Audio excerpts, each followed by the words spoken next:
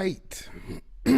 Alrighty. Welcome once again to the beatzillapdx official show. I am your host, beatzillapdx officially. All right. Put these banners on up here. How is everybody doing today? Hope everybody has been good so far. Getting through this weather changing season. Because, boy, oh boy. You know, it can be rough. Let's see what we got in the house so far. Judah Queen, Louise, Brandon Cruz sings. Oyela Arquette, Karma Colt, One Who Cares. Ayam Mayat Bay, Conscious Outlaw, Dervis Austin in the house. Yes, indeed. Velly Ray in the house. Black Gravity. All right. Welcome. All right, everybody. So let's get on into it. Oh, it's getting cold over there too? Yeah. I'm noticing all of these different weather patterns that's going on in the news, you know. So it's a lot going on. I got to get used to having this here now.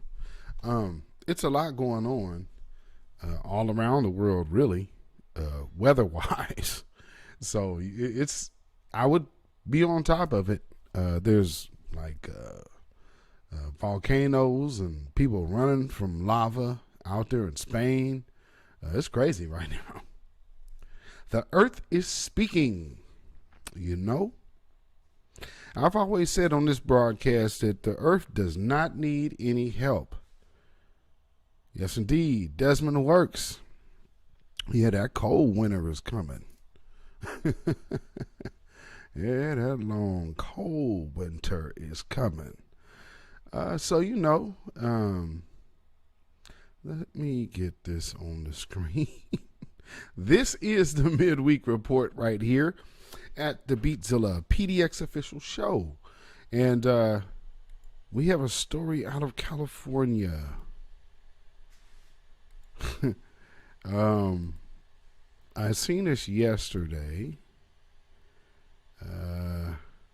Very interesting.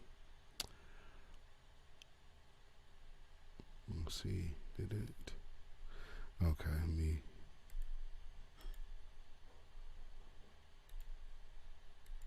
because there we go.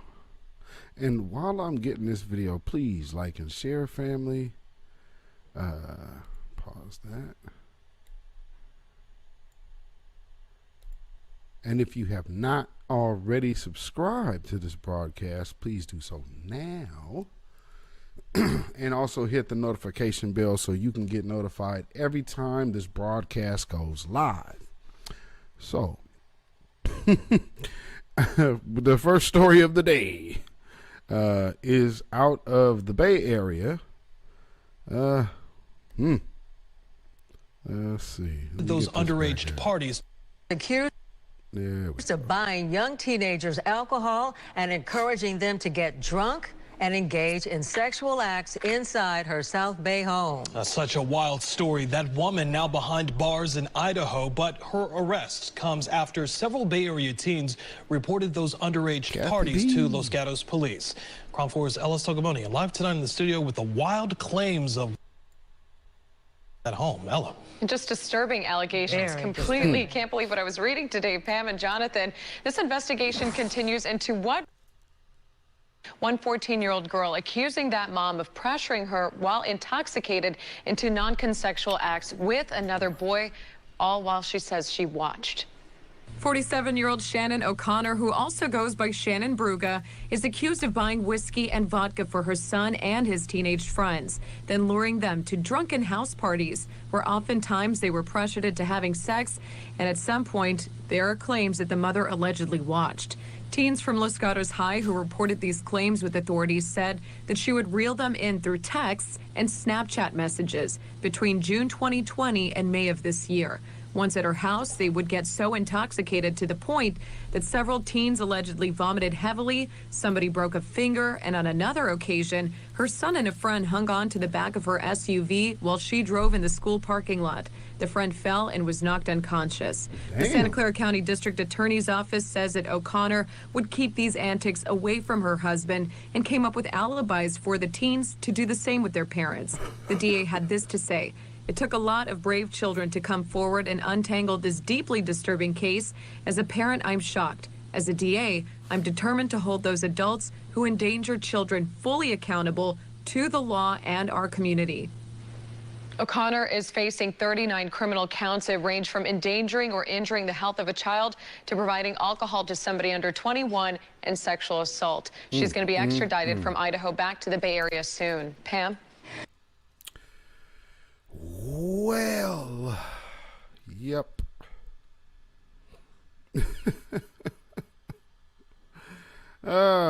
See, these are one of those stories that, because it's local there, it's making news, but it's not making nearly as much of a headline as a lot of other things. So I had to play all that because I don't know if anybody has covered that yet, but making sure I did. You know, Kathy B, absolutely.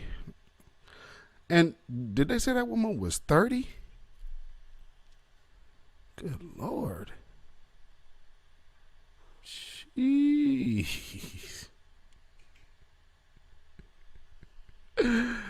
Not to be mean, but boy, black don't crack. And oof, just the contrast is amazing.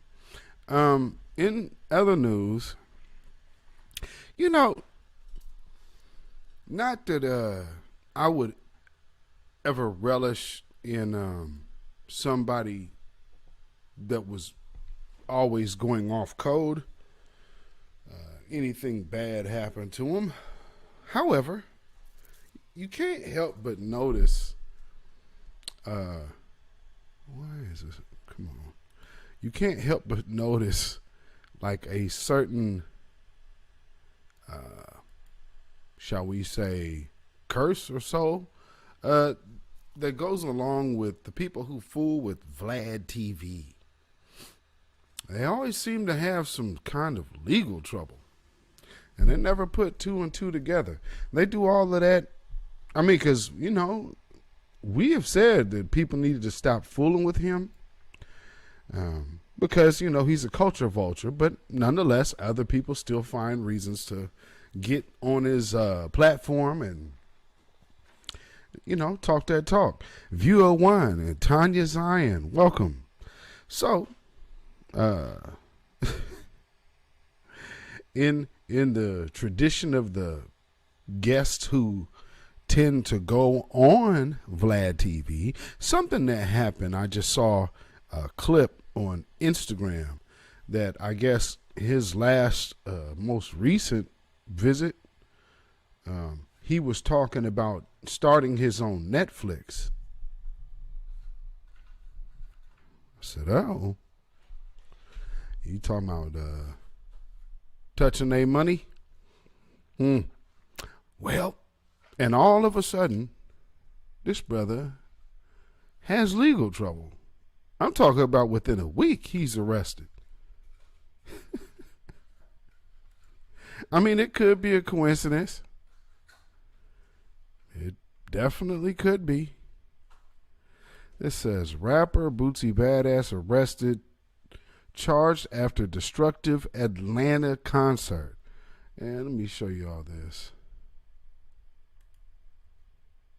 Man, the curse of Vlad TV strikes again. Hey, like I said, I don't wish bad on anyone, but if you're going off code when everybody else says, let's keep the culture vultures out. Well, no, I'm gonna go there and do what I want and blah blah blah blah blah. Well, you know, there's a certain karma that goes with going against the righteous force of your own. And, you know, So he has another situation to deal with. And, this ain't his first, but, who cares? He's going to keep doing what he's doing, and that's cool. Because, I believe for him, as long as he's making a profit, he's good. Let's see. It says, rapper Bootsy Badass, a.k.a. Little Bootsy, is facing multiple charges after a destructive concert at State Farm Arena. Channel 2 Action News confirmed that the rapper, whose real name is Torrance Hatch, was charged Monday with second-degree criminal damage to property, inciting a riot, disorderly conduct, property, and criminal trespasses. Let's see. These charges stem from an incident that happened at the Legends of the Streets show at the arena October 1st. The show features artists such as 2 Chainz, Rick Ross, Jeezy, and Gucci Mane. So, it was a fight. I don't know why he is being singled out here. Let's see if I can get to it. They're just talking about some kind of random vandalism, and they're tying him to it. But there's nothing. It's really weird. There's really nothing to arrest him for. But he did say he was going to start his own Netflix. They found a reason to put him in jail. You got all these other artists, and he said nothing of the sort. They ain't having no trouble. There is nothing that relates him to this incident in this article. But he's facing all these charges. No one else is. Curse of Vlad TV. That's the curse of going off code. Good Lord. Let's see here. And there's a story out in New York. I'll just read the headline because it was really funny. Because, with all the venom hesitancy in New York, there's a lot of New Yorkers that are considering leaving. I don't blame them. Hey, Pride and Bentley. Peace and blessings, Queen. Oh, let's see here. Let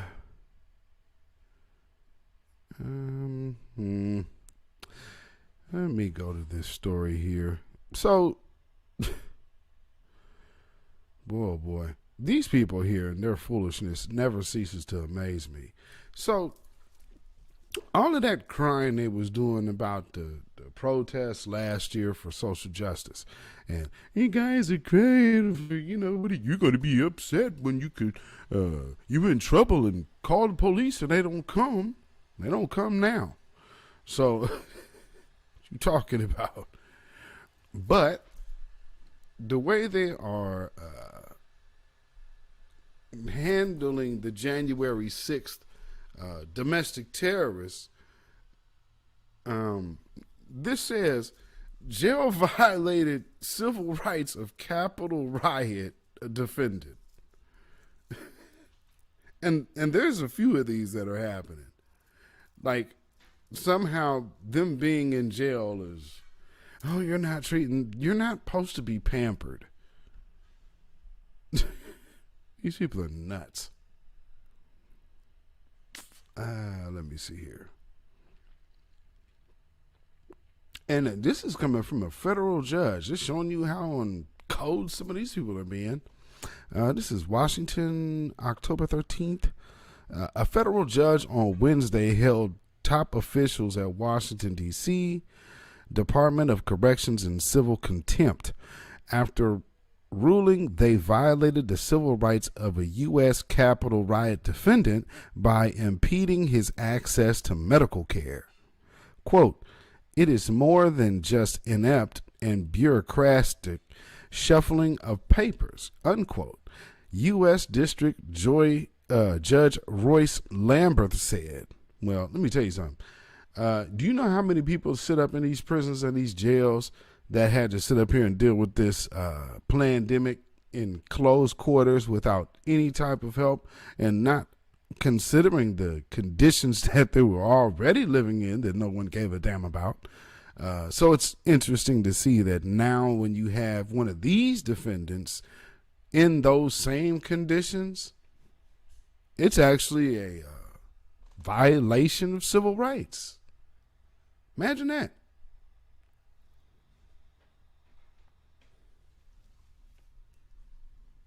Then I wonder, how does this apply to other cases and other situations?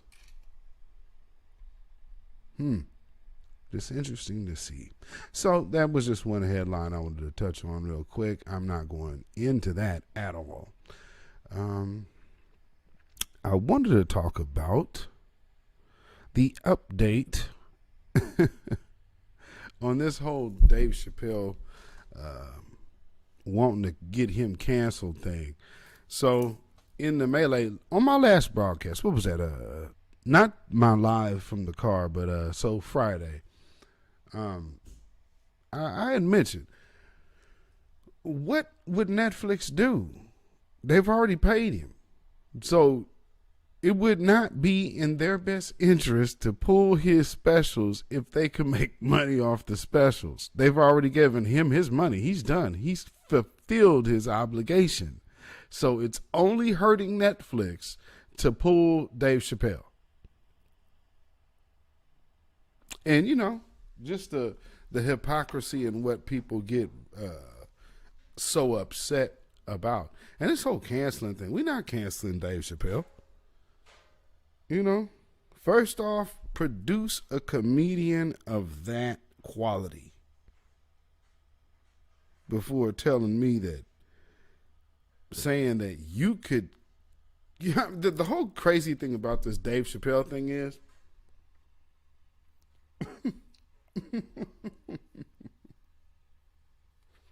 let's cancel a black man for pointing out his life is worth less than offending someone's feelings. And somehow that's deemed transphobic. So me meaning to say, somehow I hate you to identify that I'm more likely to get my brains blown out in the street, and that's cool, than offend somebody's feelings. And when I say that, I'm hateful and hurtful and should be canceled because I actually spoke in defense of my own life.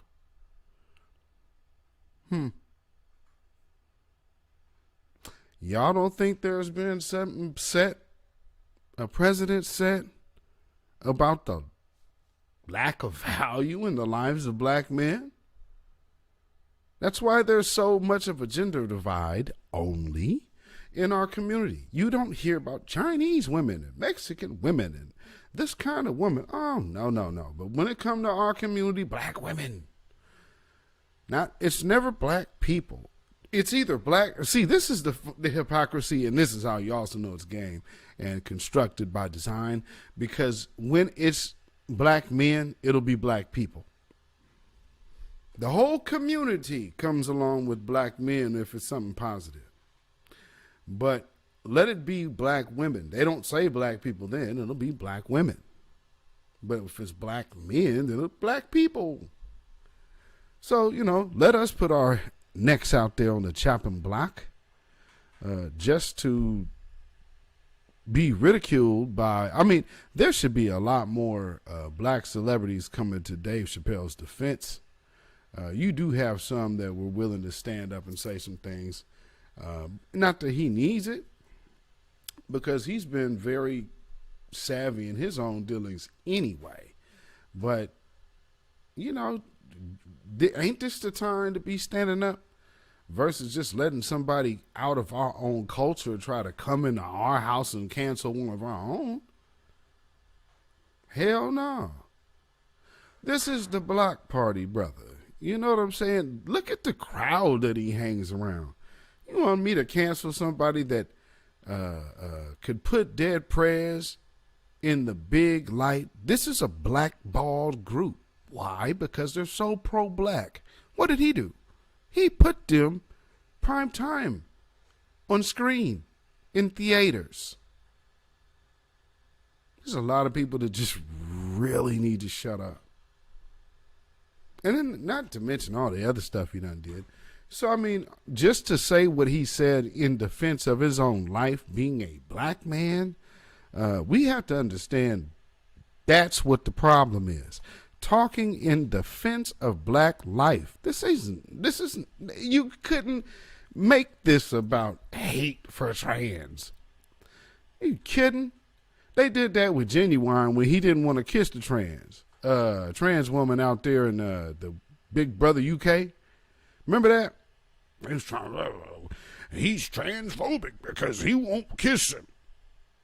He wasn't down with that, and that's his right.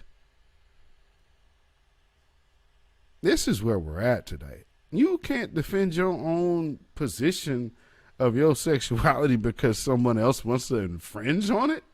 That's rape.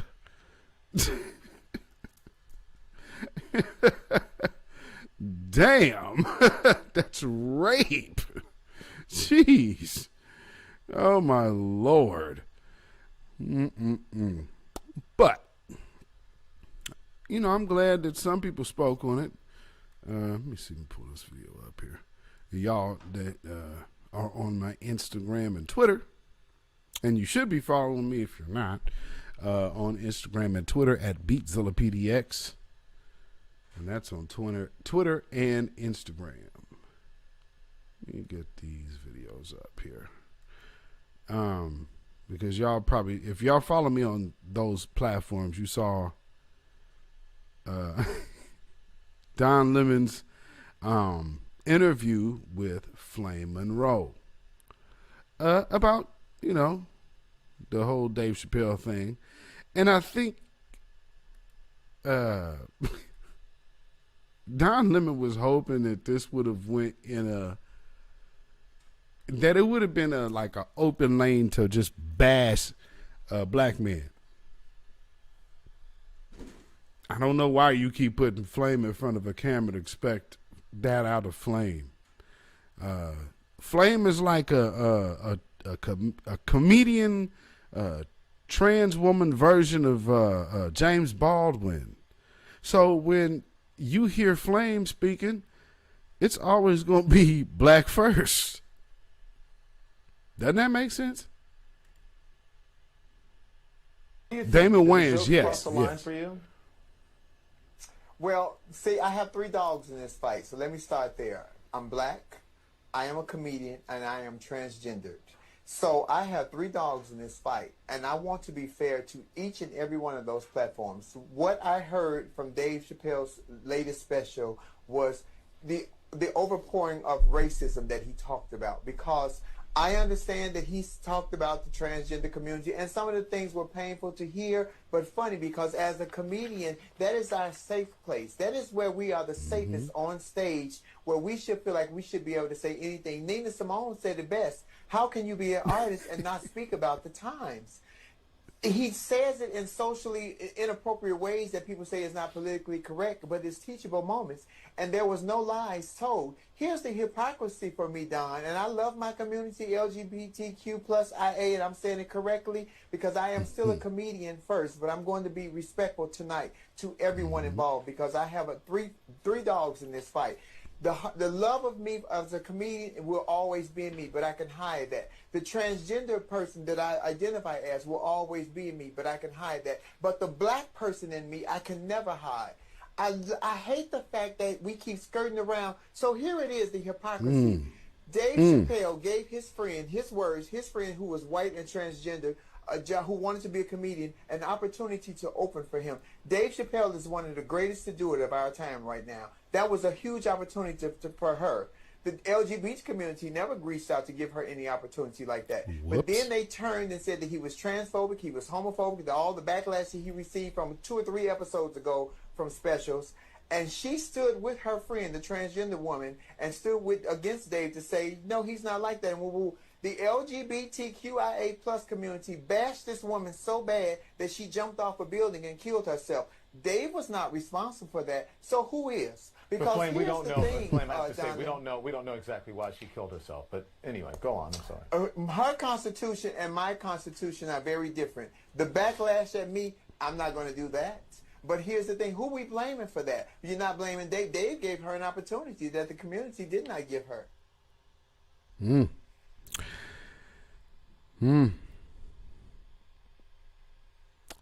Well,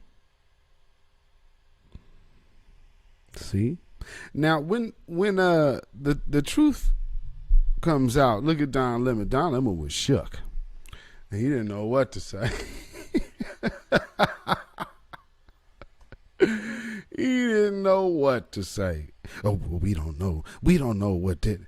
Oh, now this is coming from the person who has nonstop repeated the line that Donald Trump is responsible for those January 6th individuals. Well, if he can incite that, then why couldn't all of this hateful mobbing rhetoric towards this person drive them to suicide? Isn't bullying one of those things that drive people to suicide typically? So, well, we don't know that. We don't know that was the reason. He came in there and interjected that real quick. But let's just keep it a buck. We see bullying. Yeah, bullying is not gender or preference specific. So you can be a bully in drag. Being a bully is just being a bully. Let's mob up on them because they don't like what we like. You're still a bully.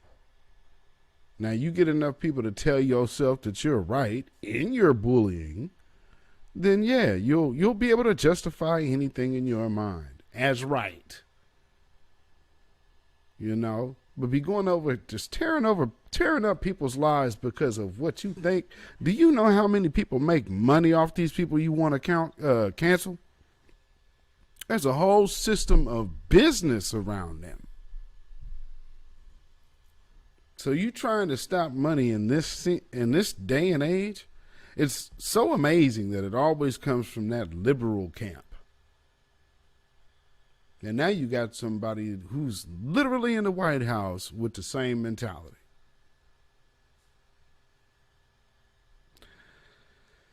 Ooh. It's almost like iRobot. With at the very end, when he figures out who it was or what it was, and it was Vicky. Yeah, Vicky said, my logic was undeniable because you humans find more imaginary means of self-destruction. Boy, this is bizarre world, y'all. So, I mean, just think about this. You want to mandate unproven venom. You're upset at a ban on abortion. So in one, you're saying it's my body, it's my right. And the very next breath, the same people are saying you should get this and it's not your body, it's the next person's.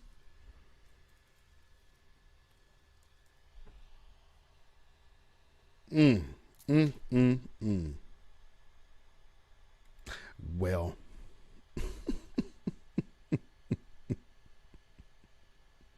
one thing that I can say in this thing that we have now, this movement that everybody is now having to speak to, which this grassroots, it's the soil, it's the people, not made up entities, not manufactured out the big media factory of yes men and women to come out here and speak. Now now they're going to start having people trying to sound more like we do. And I'm already seeing it happen. So peep this game, y'all. We're going to break this down for a minute. So yesterday Van Jones was trending. And I want to point something out. This is game. This Van Jones thing is game.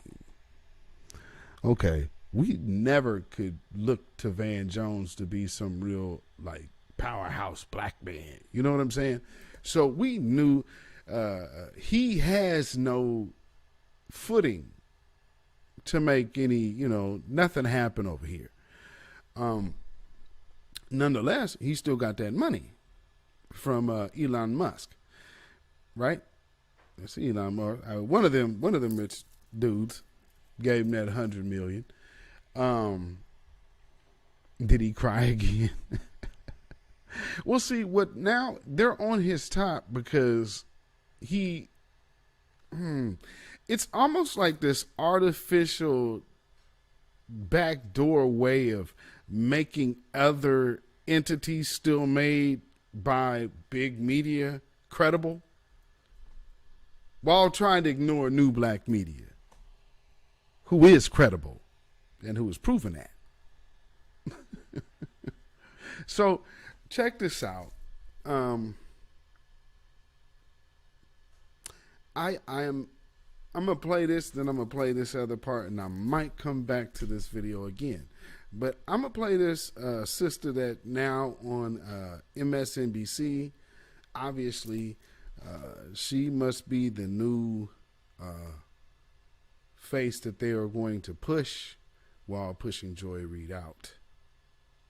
Because Joy Reid now, has been exposed for having no validity in the black community. So she's already done. So NBC is already hard at work for their new replacement of, hey girl, sister girl, yes girl, because it's we and us and all of this, yes. On MSNBC. Come on. Come on. So, in the world and realm of chucks and pearls, here's another one for you. Carlos Watson, Sage Steele, Van Jones. She ain't a bad looking chick, what do though. these three folks have in common? Well, they're all people who have been prompted up by wealthy or powerful white Americans, and yet we, the keepers of the culture, don't really rock with any of them like that. Now, yes, obviously, the three of these folks are most definitely black faces. However, they're not necessarily black voices. And there's a difference. Let me explain. Take a listen to these half-witted, self-hating remarks from Sage Steele.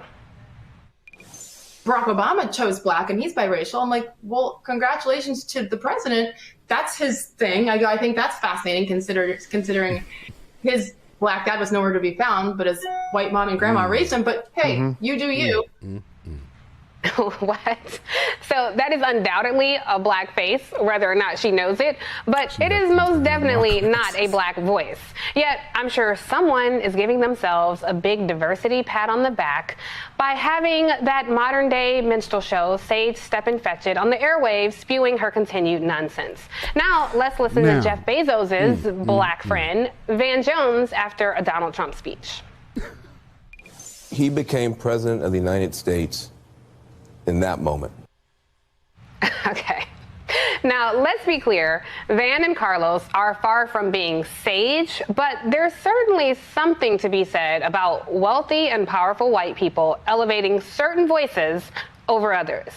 By now, I'm sure you've all heard about Carlos Watson and the implosion of Aussie media. In Aussie's 8 years in the marketplace, the media company never really achieved prominence in the field of journalism, nor did it ever make an impact producing multimedia content. But that sure didn't stop investors from filling Watson's coffers with more than $70 million in funding. Why? Because he had that gift of making white people comfortable.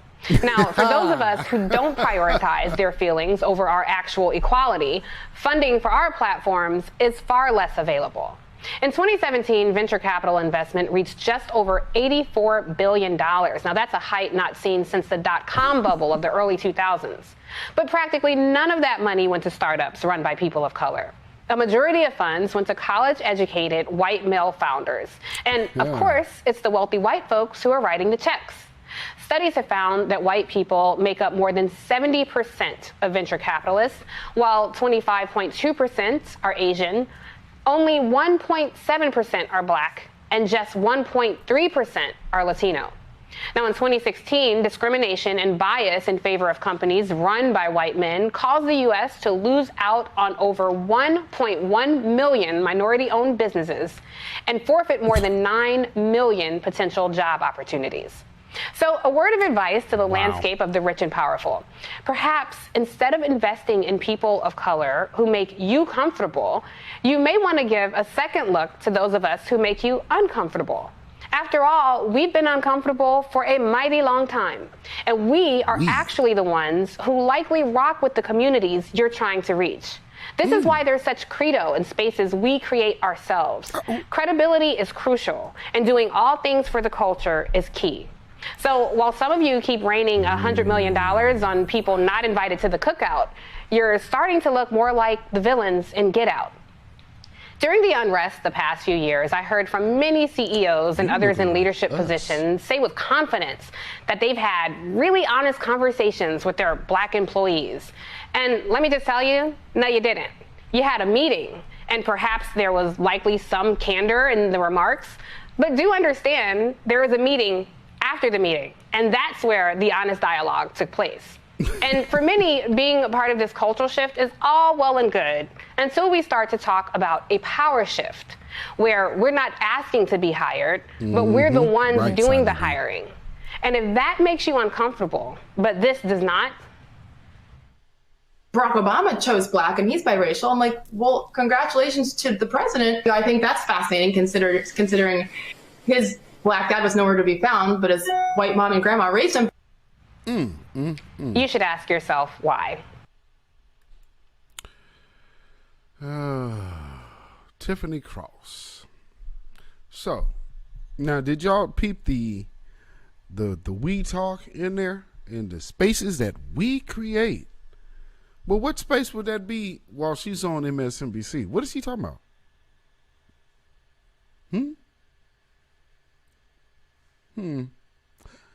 Yeah. Oh, those new Black media spaces that MSNBC ain't got nothing to do with. That is connected to the soil. That MSNBC ain't got nothing to do with. What's she talking about? But are you peeping that? Are you peeping the fake I'm with you move? And this is a Bogart. That's what this is. This is just, I'm coming in. I'm coming too. That's what this is.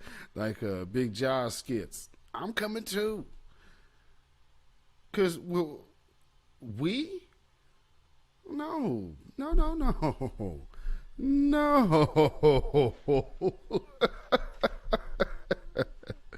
Y'all see that slick move? So y'all be on the lookout for this. Now I told y'all that back in the broadcast, the grassroots COINTELPRO tactics. Told you this was coming. They're going to be putting these people out here like this.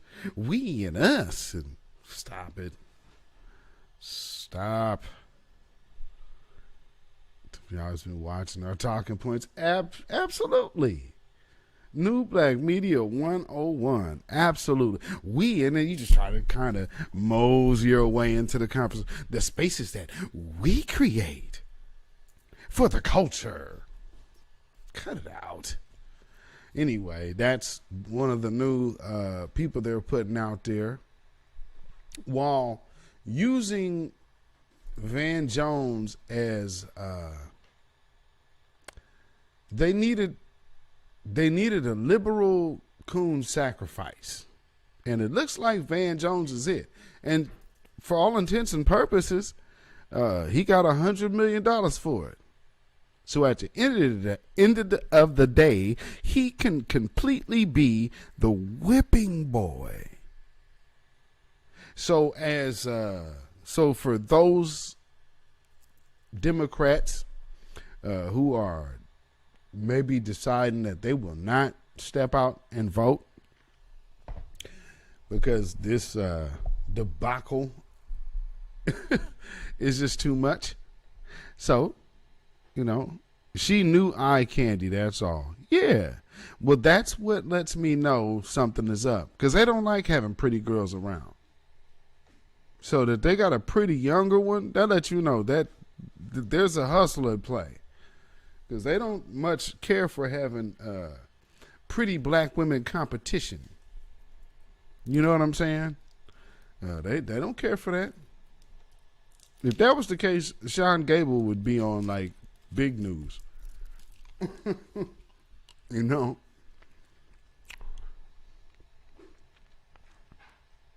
For those of y'all in Atlanta. So let me show y'all this. This is Cuomo and Van Jones. The funny thing is now they're putting him out there like, well, the people don't fool with you, and people don't fool with you. You don't have connection with the people. Game. The OAO, the one and only Van Jones. So it's good to have you. Well, I've never met another one, so you are the one and only. Fair enough. The numbers are down. The party is fighting with itself over what should be easy wins. Are they connected? Well, yeah, I think that right now, the honeymoon's over. There was a moment where it's like Trump's, goodbye Trump, hello vaccines. We're so glad to see you, Joe Biden. That's kind of how this year started. And then, that's what I don't understand. Operation Warp Speed was a Trump thing. Hello vaccinations. How did that make sense? That was already in the works. Good grief. He actually got stuff done. Don't forget, you got 200 million Americans who are vaccinated right now. You got $1 trillion that he was able to move out into the economy with the rescue plan. He's dealing with the coup attempt well. His Department of Justice is going after voter suppression. He's doing a lot of good stuff. The problem is that he put himself in a position where he made big, bold claims about the rest of the agenda. You think this great stuff that we did is good? It's nothing. Wait until this summer when you're going to get all this other stuff. And then he steps on a rake, and then he slips on a banana peel, and then he falls down the stairs with some marbles, and now people are looking at him in a negative light. Now, can they recover? Yes, they can recover. If at this time next year, if gas prices have come down, if cases are going down, jobs going up, you're going to be in a different situation. But right now, the Democratic Party is looking over the edge of a cliff.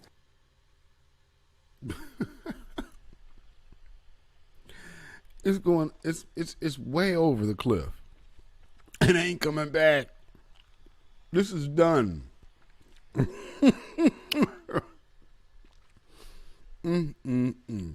But, I'm just noticing the way that Van Jones was trending yesterday.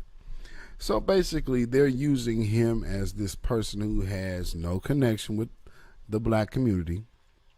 For all intents and purposes, that's true. But they're going to use that to shoehorn in these new faces that we don't know. But they're young, fresh, talk that talk, like what we just saw here. But, no tears this time. Yeah, it's Ben fell off the cliff. Absolutely. So, we're just going to watch this game unfold, because at the end of the day, they have to get black folks' attention again. And right now, they have completely lost the ear of the people. That much is clear. They're doing all of this. Look at how much money they're putting out there to combat new black media. But see, that's the whole thing.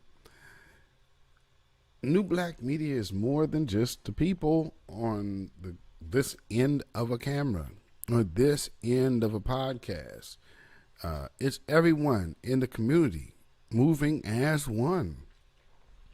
So, I say new black media, that's even a broader term than what that entails.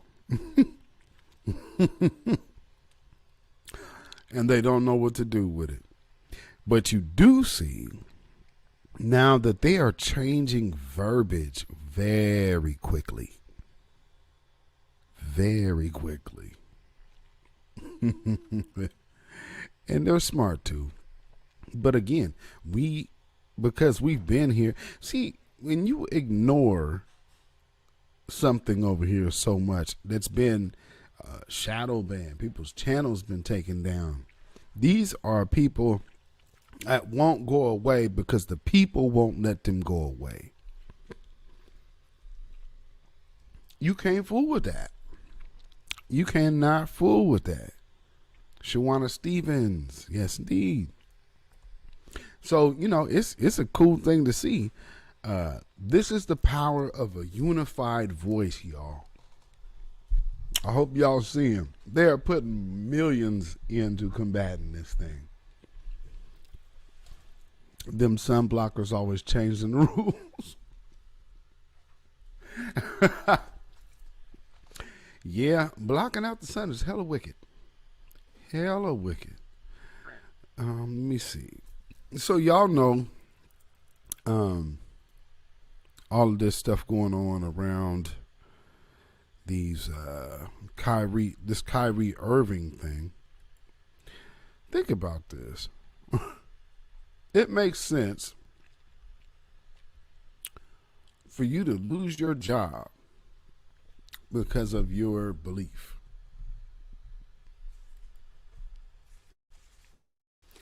They're telling you that this makes sense to put in your system when you need a booster within a year of getting it.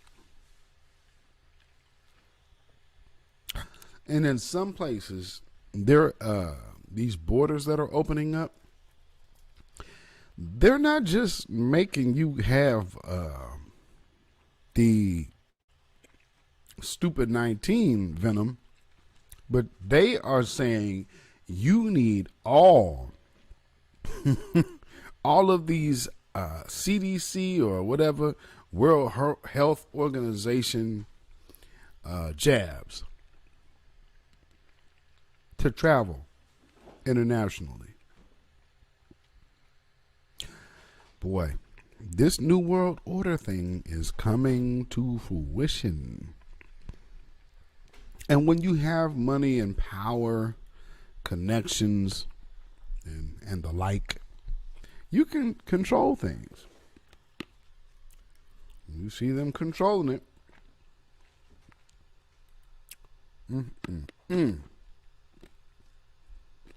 Ah.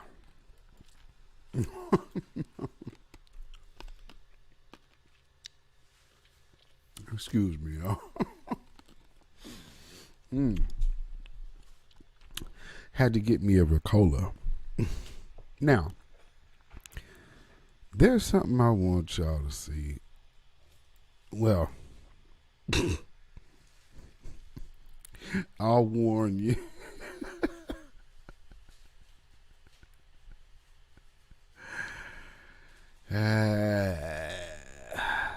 Lord.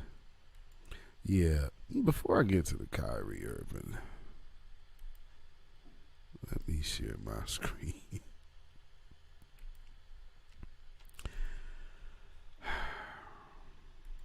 You know, I'm convinced. Well, I think we already should have been anyway, but you know, I don't know what it must feel like to allow yourself to be made a gimmick for distraction. And right now, that's really what Lizzo is starting to look like. Like, she's just like, if they're not throwing little Nas at you, then they're throwing her at you. And so this is from her, So she has this sheer outfit. Nobody care about hearing the Yin Yang Twins. Lord, look at her homegirl in the back too. Ooh, look at that outfit. Not trying to shame anybody here, but why is this so necessary? I don't understand. I just really don't understand. And then, yeah, she did the whole outfit and then pulled up with Cardi B at her birthday party. So it was a big to-do. He said, now my phone stank.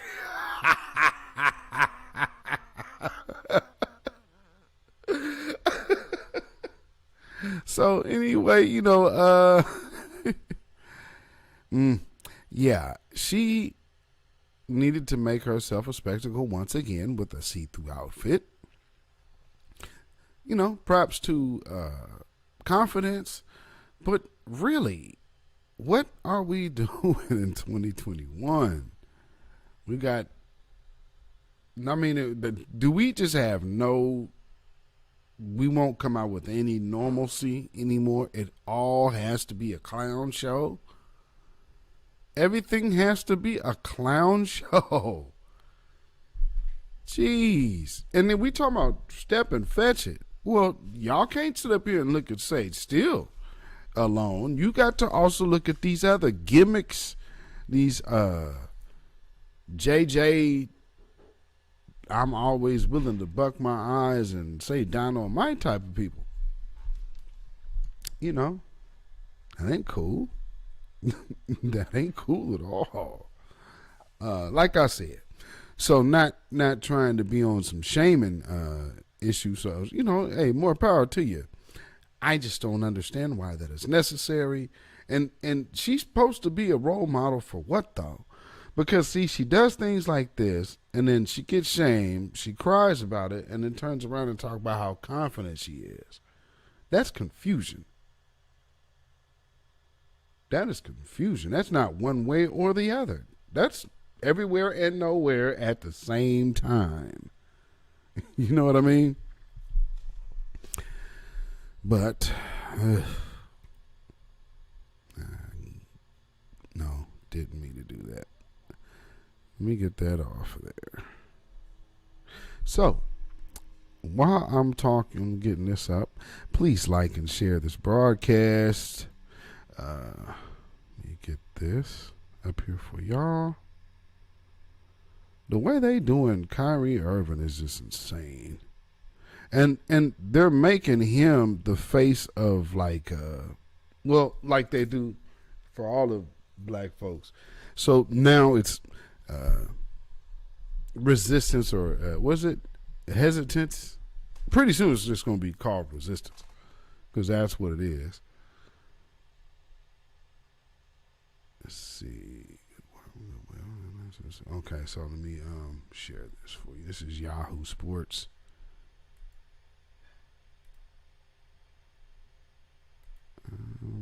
Oh, and also, family, if you have not checked to make sure that you are still subscribed, because I have now heard of people being unsubscribed to my broadcasts here. So please just double check and make sure you are still subscribed to this channel.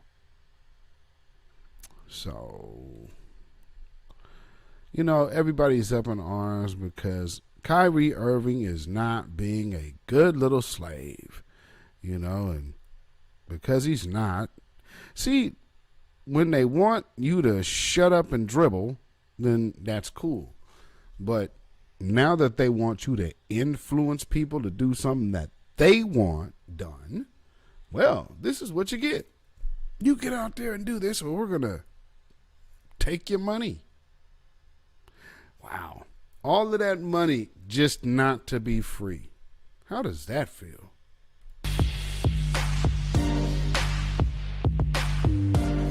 The line has been drawn for Kyrie Irving.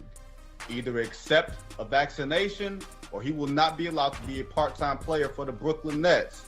It seems pretty clear from here, Kevin Durant is tired of Kyrie Irving's nonsense. He probably considers this to be a nuisance, especially considering so many other players on that Nets team. In fact, every player on this Nets roster has taken the vaccine, whether they wanted to or not, and the business of basketball has to move forward. This Nets team wants to win a championship. Kevin Durant joined in with Kyrie Irving, and they recruited James Harden because they wanted to win a championship. For Kyrie Irving, he gets exactly what he wanted, to be the martyr. Let's be honest here.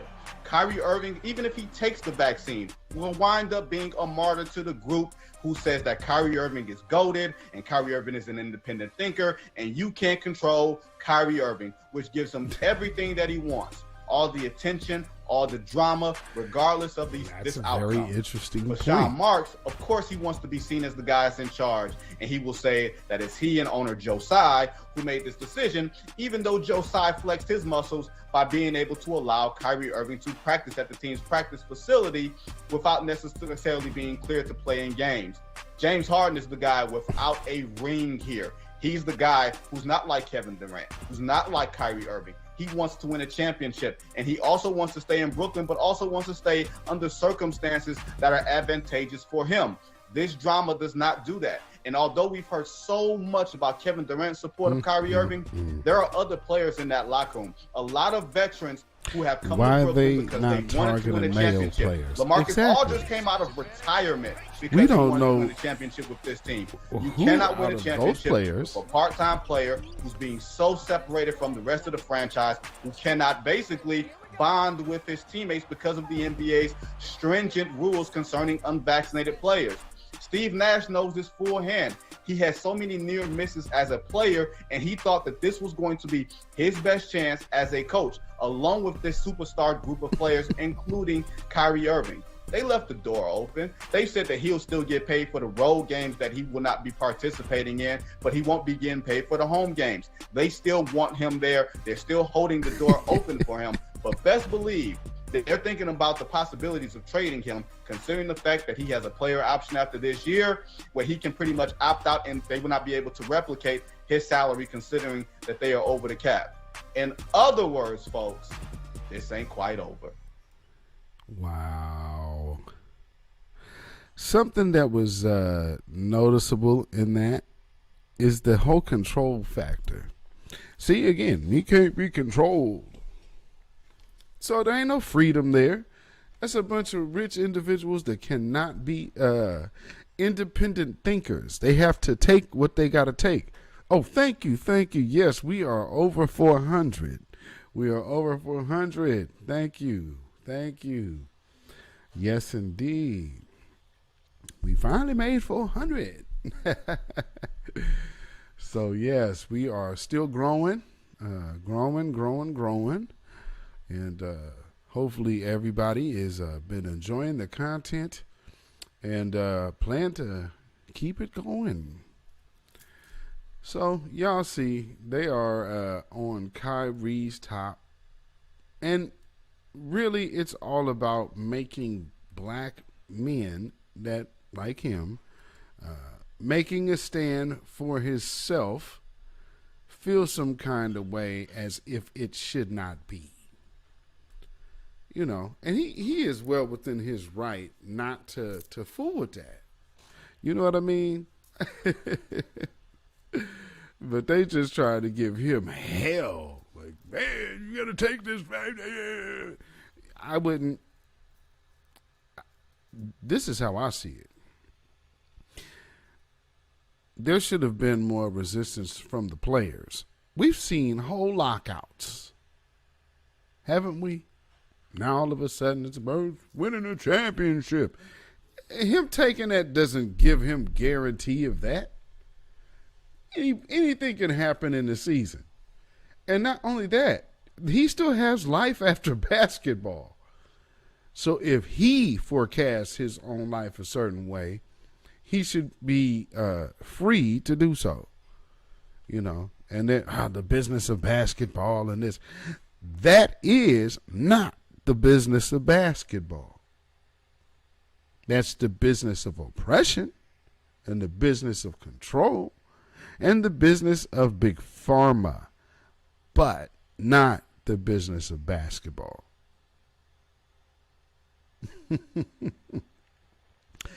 You know.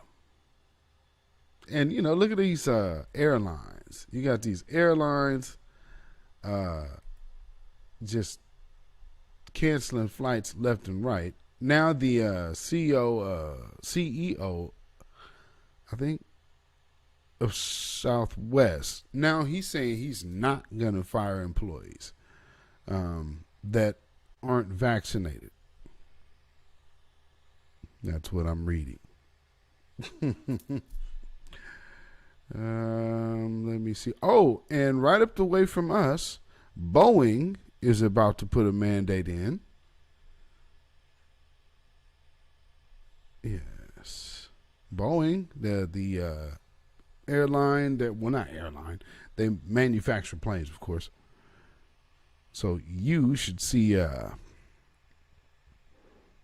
how that's going to look in the future. These are people who also make parts to rocket ships. I don't think you really want them unhappy. These people don't give a damn about nobody, y'all. It is a American fire sale. Oh, okay. What? I didn't realize this was taking me here. Okay, let me share this.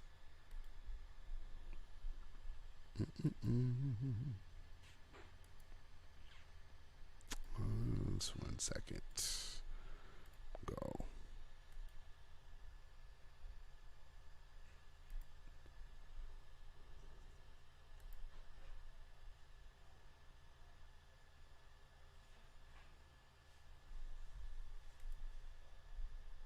Oh.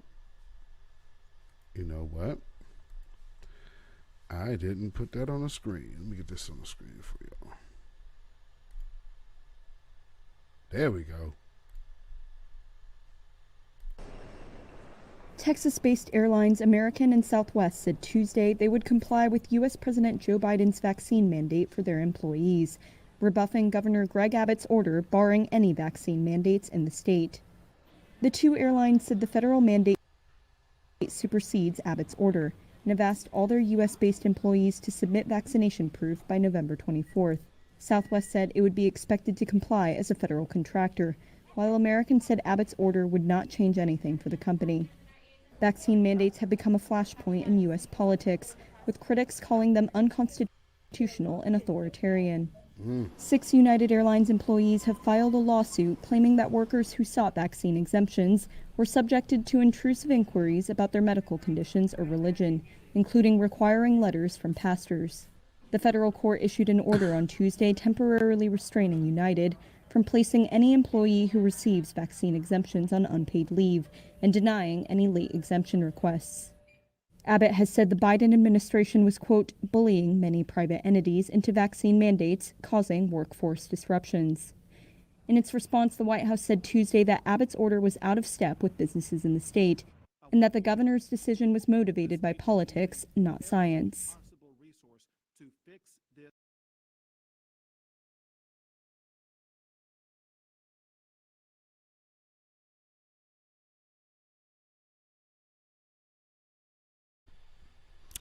All right. Yeah, you hope they lawyer up. I hope so too. But you know, look at where we're at. Look like I froze. I should not be freezing. Hard line. But you know, with these mandates, people are resisting, and as well as they should. Biden can't spell science. You know, Biden can't spell a lot right now. Yeah, screw tube. Leave me alone, please. But yeah, you know, it's good to see people resisting. I just wish more of our folks adopted that idea.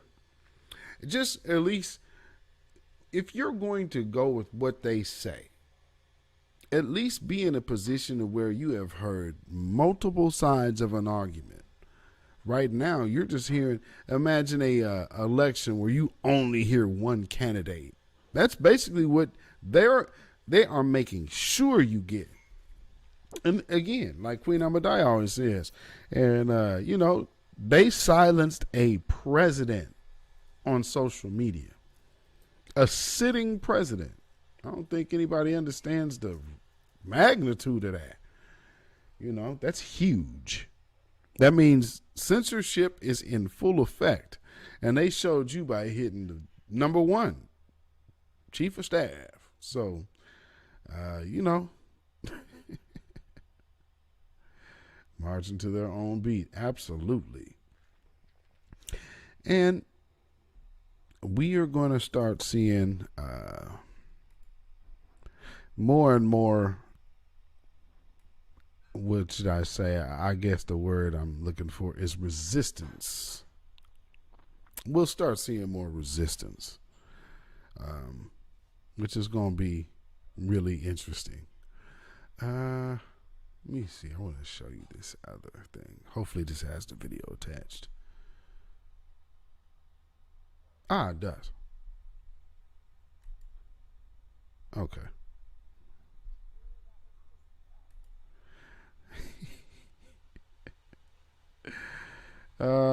So, in the world of comedic politics,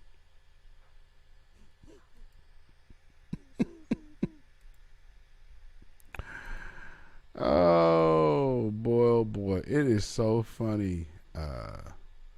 Just looking at how these political figures who were never really relevant, like you have these people who are put up here out of nowhere, like Kamala Harris, just like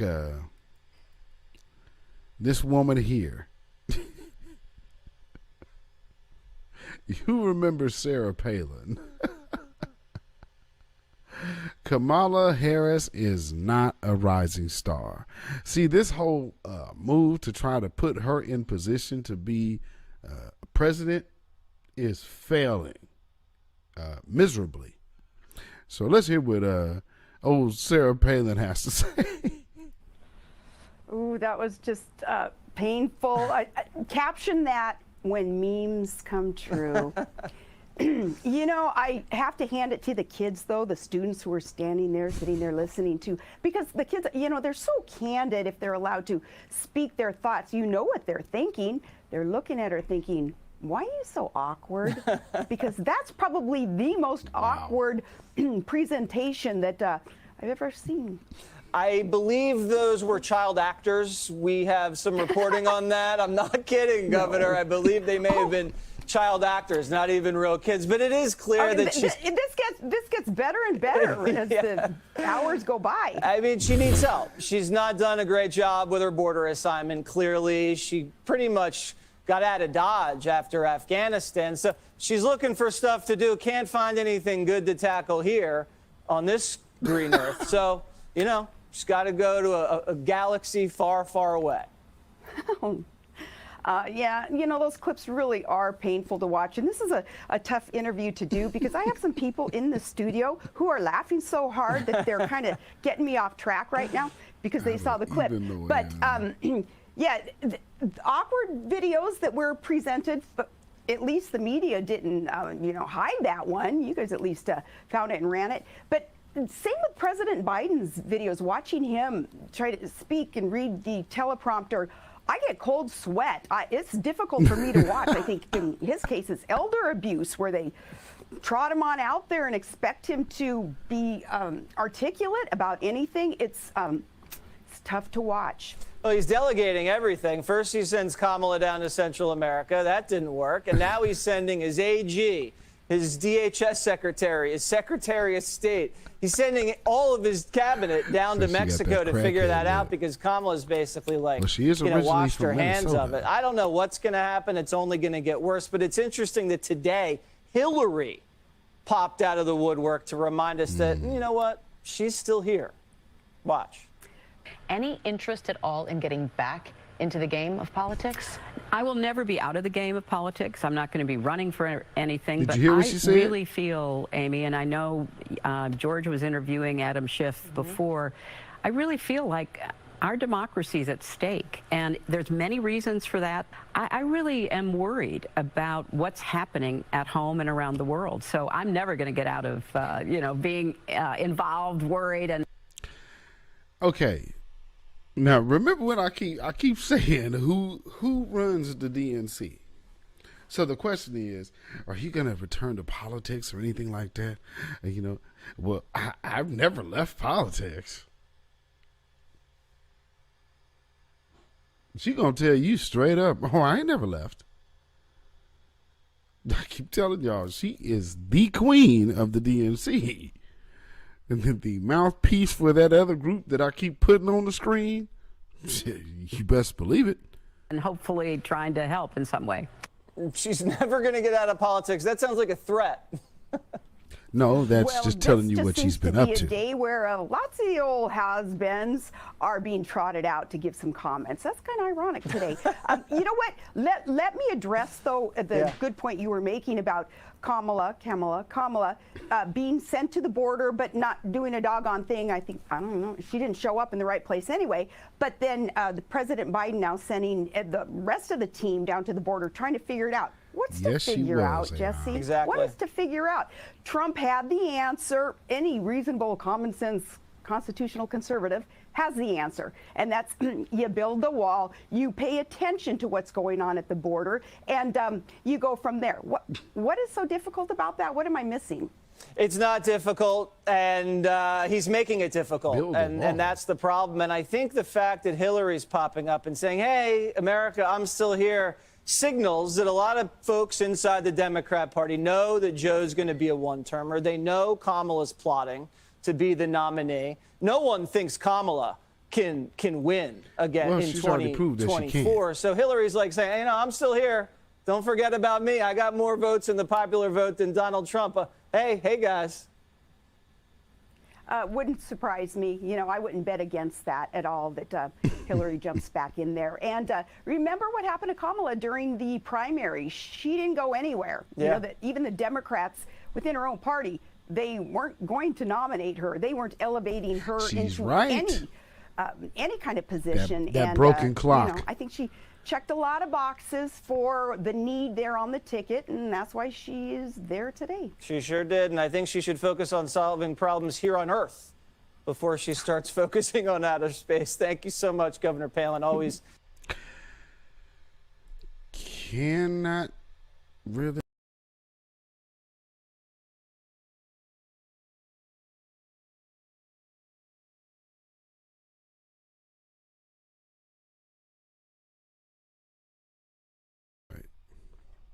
There we go. Back in there. Oh man, you said that Palin hair? Yeah, she got that rocker hair. Like back in the 80s, I went to school. I went to middle school with some girls like that. That was hairband time. Like, we built this city. Poison and all of those groups were out. Boy, they did not have sticking power, did they? The same hairstyle. That big tease, all that mousse and hairspray. But y'all see, Hillary is right there in the mix. She ain't took her hand off of nothing. You understand me? So she's very much a part of what's happening over there. So just keep an eye on that. You dig? And I believe that for the most part is what I wanted to share with y'all today. Oh, yeah, before I go though, it looks like let me show you. Hopefully this has a video. Just more evidence of us around the world. That now all of a sudden, this is, when I seen this, I was like, oh, word. Let me see. I want to see the one with the video. Let me show you. One of these has a video. They found the discovery of a big old wine, ancient wine operation in Israel. From the Byzantine era, you know, and if you don't know about the Byzantine era, that would be when blacks were ruling Europe. The Moors were over there running it. Okay, why is this not coming up? Come on now. It open.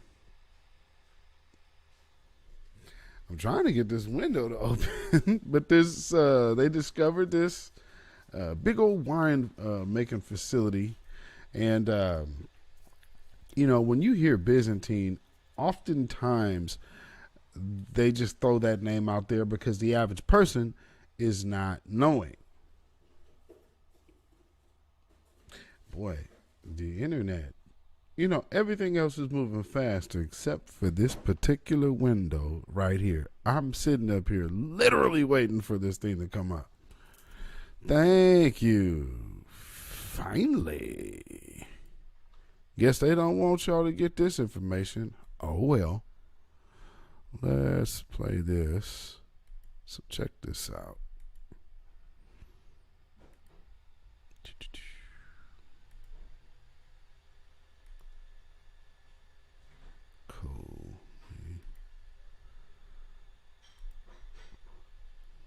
On the screen. So check this out, family. They just discovered this. Get over here. All right.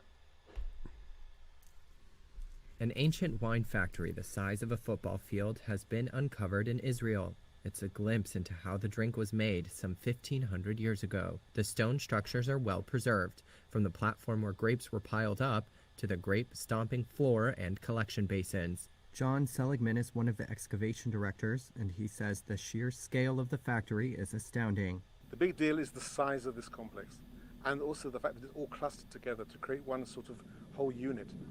That's never been found in this kind of quantity, or this kind of clusteredness, if that's a word. So the fact that we have all of this together in one place is what is the new aspect of this excavation. The country's Antiquities Authority has estimated over 500,000 gallons of wine were produced per year in these 5 presses. It was a common drink in ancient times, served to both children and adults, and was often a substitute for water, which was not always safe to drink. Hagit Torga from Israel's Antiquities Authority said it probably tasted sweet.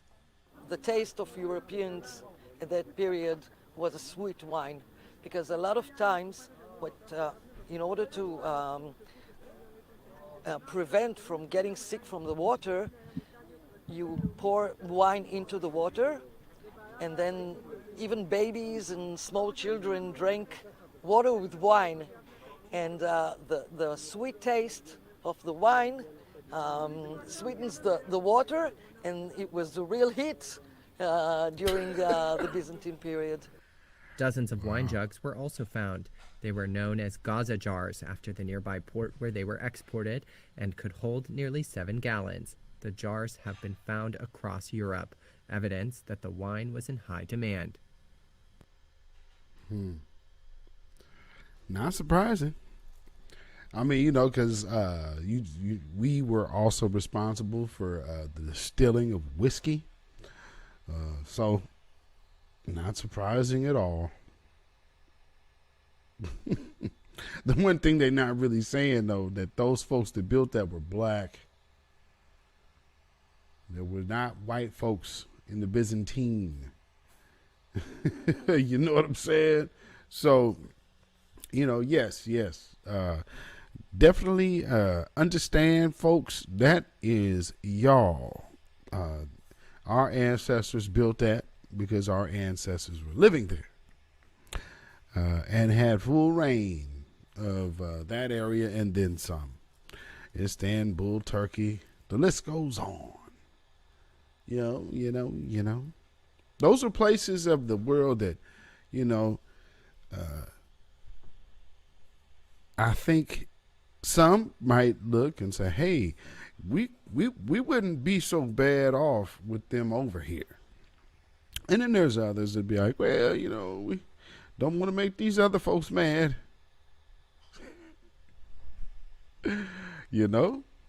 Always telling part of the story. Absolutely.